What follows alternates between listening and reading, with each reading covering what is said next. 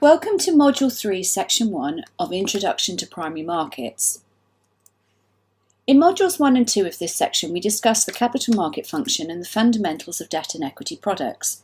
In this module, we will consider the sources of finance available to a borrower and the key decisions that it needs to make when assessing its financial options. A company's source of finance includes its retained earnings, which represents the amount of net income left over in the business after it has paid out dividends to shareholders or other distributions paid to investors. It also includes its equity financing and its debt financing. Capitalization refers to the process of generating the sum that allows a business to open its doors. In finance, capitalization is the sum of a company's debt and equity. A reasonable proportional use of debt and equity to support its assets is a key indicator of a company's balance sheet strength. A healthy capital structure is defined by low levels of debt and a high level of equity. Such a structure is a positive sign of financial fitness. When considering its financing alternatives, a company must consider the cost of obtaining the capital. With debt, this is the interest expense a company pays on its borrowings. With equity, the cost of capital refers to the claim on earnings provided to shareholders for their ownership stake in the business. Provided a company is expected to perform well, debt financing can usually be obtained at a lower effective cost. As discussed previously, debt is also tax deductible. Never forget how important this is. If tax rates are high, using debt finance is generally more attractive. As discussed in the previous slide, retained earnings represent the amount of net income left over in the business after a company has paid out dividends to shareholders. In other words, retained earnings are the company's non-distributed profits. However, it is not free money, it has a cost. If the company retains earnings instead of paying a dividend, shareholders will be happy provided the firm's investments have a positive net present value. If not, they may be inclined to sell their shares and look for a better investment. Every positive NPV outlay increases shareholder value. It is important for a company to estimate the cost of its retained earnings. Retained earnings somewhat reflect a company's dividend policy, since they illustrate a company's decision to either reinvest profits or pay them out to shareholders. As outlined in the previous module, equity financing is the process of raising capital through the sale of shares in a company. Effectively, investors exchange their money for an ownership interest. Equity financing may range from a few $1,000s from a private investor to an IPO transaction involving a multitude of investors and running into several billions of dollars. An equity investor is essentially participating in the risks inherent in the company and expects to be compensated for this risk in the form of dividends and capital appreciation. That risk can be high. As discussed earlier, in the event of liquidation, equity shareholders are paid out only after all other commitments are met. They are ranked last in terms of payout and therefore want a higher return versus an investment in debt securities. From an issuer's perspective, however, equity has no maturity or fixed coupon payments. Interest payments on bonds represent a fixed expense for the company and therefore increases its risk. If a company fails to generate enough cash, the fixed cost nature of debt can prove too burdensome. Thus, while equity may be more risky for an investor, it is generally less risky for the issuer. As discussed, shareholders own shares in the company, not its assets, and they receive dividends once all prior rights are satisfied. From an issuer's perspective, equity financing doesn't create a fixed burden on the cash flow. Nevertheless, companies are never totally certain of what future earnings will be generated, and as such, the more uncertain their future earnings, the more risk is presented. As a result, companies in stable industries with constant cash flows may make heavier use of debt compared to companies in riskier industries or companies who are small and just starting up. Equity issuance tends to be infrequent and is usually done for specific strategic reasons. The cost of equity can be tricky to calculate since share capital does not have an explicit value, and unlike debt, there is no concrete return that the company must pay to investors. This does not mean, however, that there is no cost of equity. Shareholders expect to receive a certain return on their investment in the company, and thus this expected rate of return is a cost from the company's perspective. As discussed, if the company does not pay a dividend, shareholders may sell their shares. The share price will fall and the company's value will decrease. By contrast, debt investors provide financing in exchange for an agreed rate of interest over an agreed period of time and the eventual repayment of the debt. The payment of interest represents a regular income stream for investors. While the lender gains no ownership interest, they can legally claim assets of the borrower if the debt is not repaid. From an issuer's perspective, interest rate costs, as we've mentioned, are tax deductible, so the net cost of debt is the amount of interest payable less the amount saved in taxes. However, the issuer is liable for the risk of making regular interest payments, so raising debt increases a fixed commitment. In terms of relative risk, debt is risky for the firm, while equity is risky for the investor. So what are the considerations that a company must make when deciding upon its financial options? We touched on this in Module 1, but just as a reminder, a company must consider its optimum level of debt, i.e. its gearing. A company must consider the tax efficiency of its borrowing, whether there are any restrictions on the ability to borrow, the potential for dilution of existing shareholders, the efficiency in the way it raises capital in the market sentiment and investor appetite, the use of proceeds. For example, financing a major acquisition may make equity or long-term debt more suitable. Likewise, current operations may point towards short-term or medium-term debt. And lastly, regulatory capital treatment, if they are a financial institution. Since 2008, there has been increased focus on regulatory capital requirements, which are designed for protection, allowing banks to sustain unanticipated losses. These requirements also limit the extent to which banks can lend money. The optimum mix of debt and equity is essential. Too much debt will impair its credit rating and the ability to raise finance in the future. Thus, a commercially acceptable ratio between debt and equity financing should be maintained.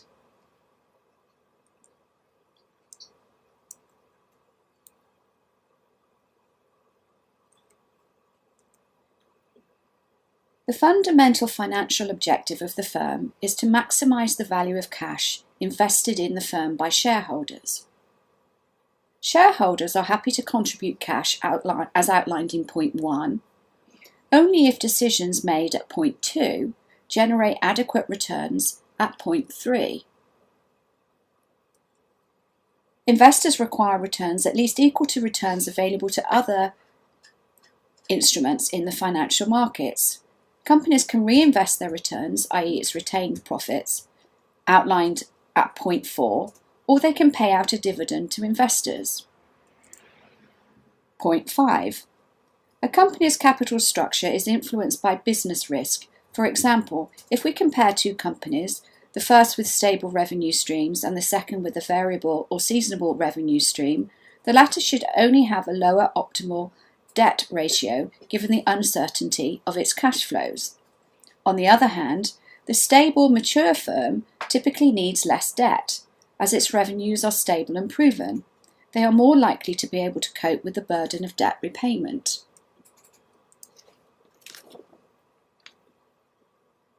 So the company's challenge is to decide what real assets it should invest in. This is the investment or budgeting decision. It should decide how the cash for the investment should be raised, the financing decision.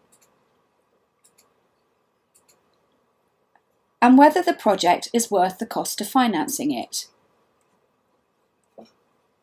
An investment decision revolves around spending capital on assets that will yield the highest return for the company over a desired time period, or put simply, what to buy so that the company will gain the most value. A company needs to strike a balance between short-term and long-term goals. In the very short term, it needs money to pay bills, but keeping all its cash means it's not investing in things that will help it grow. If taking the long-term view, however, a company that invests all its money will maximise long-term growth prospects, but if it holds no cash, it might not be able to pay its bills and will go out of business, so a balance needs to be found. Let's take a look at the investments decision versus the financing decision. The investment decision has to be based on expected returns and must meet three criteria. Firstly, does it maximise the value of the firm considering the amount of risk it is comfortable with? Secondly, is it financed appropriately? And thirdly, if it is unable to satisfy one and two, a company should return cash to investors in order to maximise shareholder value. Key decisions made by a corporation help it to achieve the primary goal of maximising the value of the firm. In making the key decisions, the company needs to be clear about why it is in business and what it wants to achieve. The key decisions include the investment decision, the financing decision, and the dividend decision. When making the investment decision, a company needs to invest in projects with a greater return than the hurdle rate. A hurdle rate is the minimum rate of return on a project or an investment required by a manager or an investor.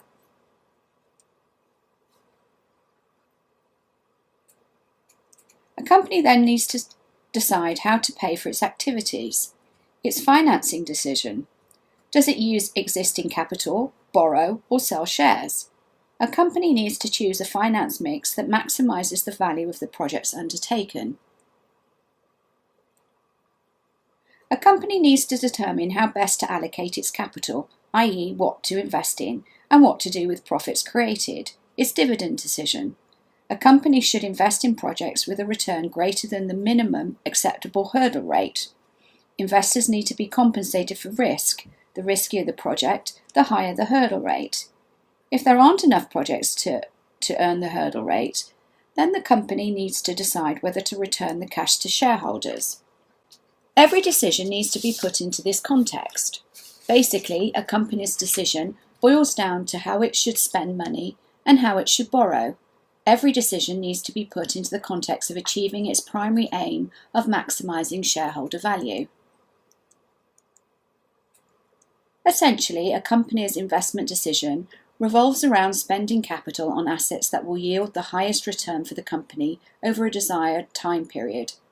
Companies invest in long-term assets, primarily property, plant and equipment, and in net working capital, current assets minus current liabilities. So, as highlighted on the previous slide, a firm may invest in a project or pay the cash out to shareholders who can then invest on their own.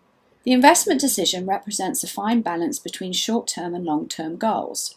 Whilst a company needs to ensure that it has sufficient cash in the short term to pay bills, keeping all of its cash means a company may mean that it is not invested enough to be able to grow. Likewise, if it invests all its funds for the longer term, this can create cash flow problems in the shorter term, as we highlighted on the previous slide. The rate of return shareholders could receive by investing on their own at the same level of risk is the opportunity cost of capital. So, discounting the expected cash flows of a project by the opportunity cost of capital determines how much investors are prepared to pay for a security that produces a similar stream of future cash flows. Capital budgeting is the process of analysing projects in order to decide which ones should be undertaken. A company needs to look at the cost of the project, make an analysis of which projects should be undertaken, evaluate its cash flows, inflows and outflows, and consider the time frame for the project. This involves making a decision as to how many years it will take to cover the cost of the project and when it will begin to reap benefits. The criterion on which a capital budgeting decision is based is the maximisation of the firm's value. But how do we calculate the value of the project? The internal rate of return, or IRR, is a relative measure and it is expressed as a percentage. It can be used to evaluate the attractiveness of a particular project or investment. The net present value refers to the fact that money in your hands now is more valuable than money promised in the future. Why? Because you can put this money to use now by investing and earning interest. NPV is an absolute measure. It is the present value of the cash inflow less the cost of acquiring the investment. In summary, IRR is the discount rate that equates to the present value of the cash flows generated by a project to the present value of the cash outlays required by the project. It is the return that makes the net present value of a project equal to zero. But there are a couple of points to note. Actual calculation of IRR usually involves trial and error, and the IRR rule states that companies should accept any investment offering an IRR in excess of the opportunity cost of capital. In other words, if the IRR exceeds a company's rate of return, then the project is desirable. NPV is the present value of all the cash flows associated with the project, including the investment itself, using the cost of capital for the project as the discount rate. Net present value is the maximum that can be spent now whilst allowing the project to cover its costs. So, while IRR answers the question, what rate of return will I achieve given the following stream of cash flows, then NPV answers the question, what is the following stream of cash flows worth at a particular discount rate in today's US dollars or euros or other currency? In summary, net present value is generally regarded as the best method for ranking investment projects because the IRR method assumes that the cash flows will be reinvested at the IRR of the project, whereas the net present value method assumes that the project's cash flows will be reinvested at the project's cost of capital. But how do we calculate the cost of capital? This question will be discussed in more detail in Module 4. You have now completed Module 3. Please proceed to the concept checking questions.